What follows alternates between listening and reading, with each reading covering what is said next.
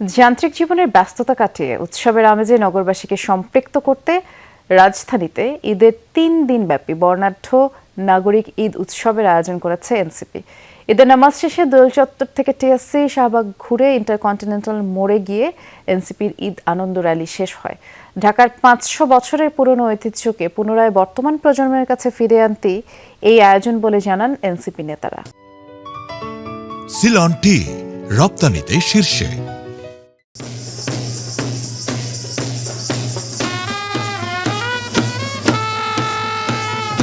নগর জীবনে ঈদের আনন্দকে আরো প্রাণবন্ত করতে নাগরিক ঈদ উৎসবের এই আয়োজন, যার মূল আকর্ষণ ঈদ মিছিল।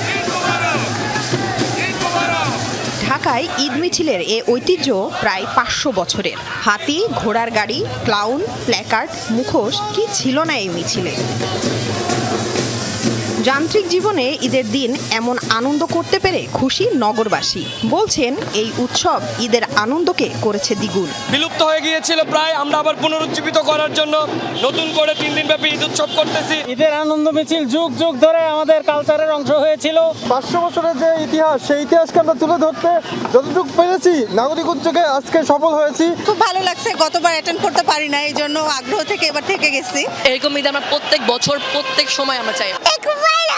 খুব আনন্দ লাগছে, খুব ভালো লাগছে। এটা আমাদের জন্য খুবই নতুন একটা কালচার, এই অনুযায়ী আমাদের অনেক ভালো লাগতেছে। এটা অনেক বছর পরে আমরা এবার আনন্দের সাথে মিছিলটা করছি, খুব আনন্দ বোধ করছি সবাই। খুব ভালো লাগছে। ঈদ আনন্দ, ঈদ মোবারক। তো ও প্রথমে ওই যে ঢোলের বাড়িতে একটু ভয় পাইছিল, পরে অ্যাডজাস্ট করে নিয়েছে, দেন এখন ও নিজেও এনজয় করতেছে আর কি। এনসিপির মুখপাত্র আসিফ মাহমুদ সজীব ভুইয়া জানান, ঢাকার পুরনো এ ঐতিহ্য প্রায় হারাতে বসেছিল।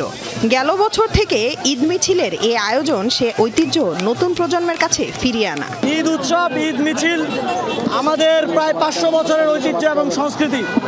আমরা আমাদের সেই হারিয়ে যাওয়া মোগল আমলের যে একদম নিজস্ব যে ঐতিহ্য এবং সংস্কৃতি, তা আবার পুনরুজ্জীবিত করা, আবার সারা দেশে পৌঁছে দেওয়ার জন্য গত বছর প্রথমবার এই উদ্যোগটা নিয়েছিলাম এবং ঢাকার মানুষজন অভূতপূর্ব সাড়া দিয়েছিলেন।